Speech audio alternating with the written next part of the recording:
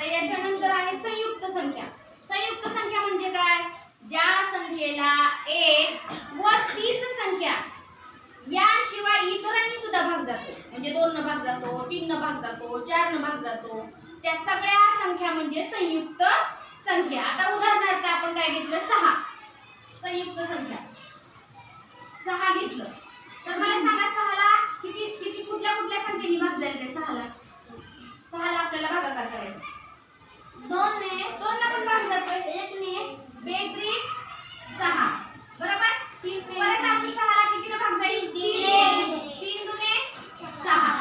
आणि तुम्हाला सांगायचे काय आहे की संयुक्त संख्या म्हणजे 6 1 2 3 अशा 1 आणि 30 संख्या सोडून इतर पण संख्यांनी जर भाग जात असेल तर त्या सगळ्या संख्यांना काय म्हणायचं आपण? संयुक्त संख्या. म्हणजे ज्या पाढ्यात असतात, पाढ्यात असणाऱ्या इतरांच्या पण पाढ्यात असणाऱ्या संख्या म्हणजे संयुक्त. आणि मूळ संख्या ह्या कोणत्याही पाढ्यात नसतात.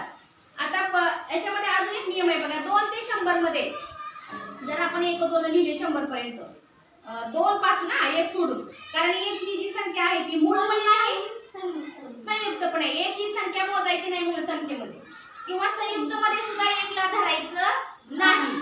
मग 2 आकड्यापासून 100 आकड्यापर्यंत जर आपण लिहिलं तर त्याच्यामध्ये 25 मूळ संख्या आहेत आणि 74 संयुक्त संख्या आहेत. 2 ते 100 मध्ये 25 मूळ संख्या आणि संयुक्त संख्या किती आहेत? 74. म्हणा सगळ्यांनी जोरात. 2 ते 100 मध्ये 25 मूळ संख्या आहेत. 25 मूळ संख्या आहेत आणि